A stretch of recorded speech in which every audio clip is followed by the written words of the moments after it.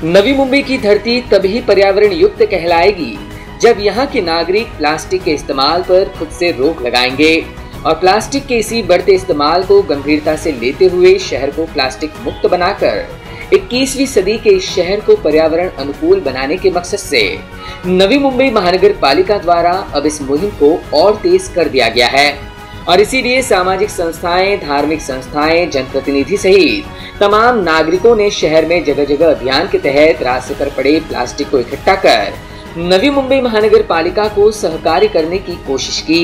इसी के तहत ऐरोली सेक्टर 4 में भी ऐरोली विभाग कार्यालय द्वारा इस अभियान का आयोजन किया गया, जहां इस दौरान उन्हें इस अभियान में सहयोग मिला। वह प्रभाग क्रमांक 17 की कांग्रेस की नगर सेविका हिमांगी सोनावणे, कांग्रेस नेता अंकुश सोनावणे, प्रजापिता ब्रह्म कुमारी विश्वविद्यालय एवं सुशीला देवी देशमुख विद्यालय का, जहां स्कूली छात्रों सहित सभी ने परिसर में पड़े प्लास्टिक कचरे को इकट्ठा किया।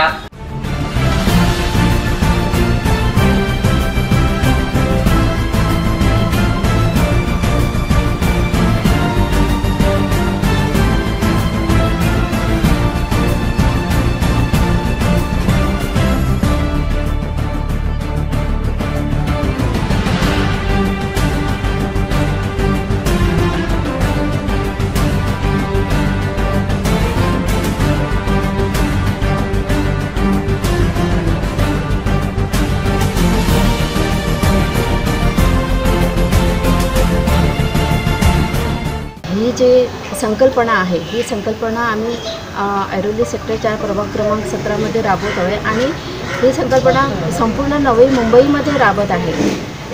नागरिकांना एवढंच आवाहन करण्यात येत आहे की प्लॅस्टिकपासून जो होणारा त्रास आहे तो प्रत्येकाला माहीत आहे, पण एवढंच की पहिल्यापासून जी सवय लागलेली आहे प्लॅस्टिकची ती सहजासहजी पटकनशी नाहीशी होत नाही आहे। त्याच्यामुळे प्रत्येक वार्डामध्ये, प्रत्येक गल्लोगल्लीमध्ये सगळ्यांनी फिरून नागरिकांना आवाहन करायचं आहे की प्लास्टिक बंद करायचं आहे, जेणेकरून जी प्लास्टिकची सवय लागली आहे, महिला भाजी आणण्यासाठी जातात, भाजीवाल्यांकडे प्लास्टिक असतं, मेडिकलमध्ये गेलं सगळ्या ज्या काही दुकानं आहेत, व्यवसाय करणार आहेत त्यांच्याकडं प्लास्टिक पिशव्या असतातच, पण त्या प्लास्टिक पिशव्यांचा वारंवार जेव्हा नुकसान होत चाललेले आहे, या धर्तीवर प्लास्टिकमुळे नुकसान होत चाललेले आहे, ते नुकसान कमी करण्यासाठी प्लास्टिक मुक्त करण्यासाठी ही रॅली काढत आहोत। सगळ्या नागरिकांना आवाहन करत आहोत, प्रत्येकाला समजलं पाहिजे प्लास्टिकपासून नुकसान होत आहे,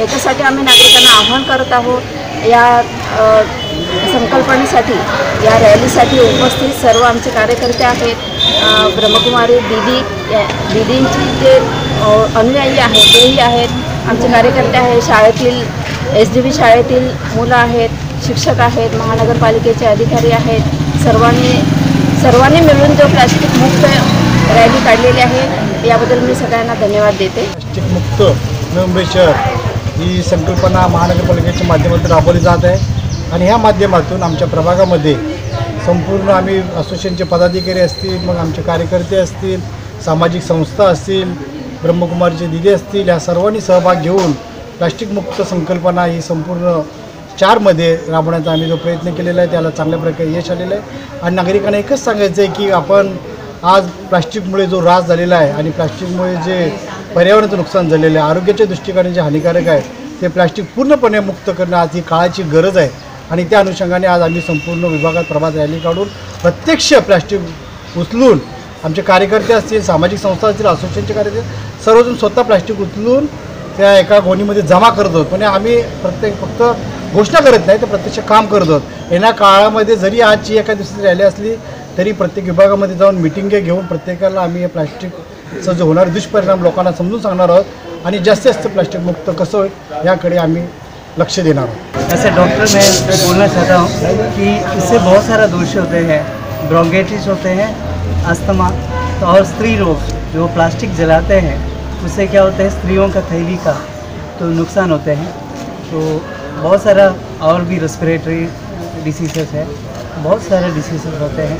जो प्लास्टिक खाते हैं मछलियाँ, वो खाने वाला इंसान को कैंसर गारंटी है। तो प्लास्टिक निर्मार्जन करना ज़रूरी है समूह के लिए, सारे देश के लिए नहीं है, सारे दुनिया के लिए, सारे विश्व के लिए। ज़रूरी है।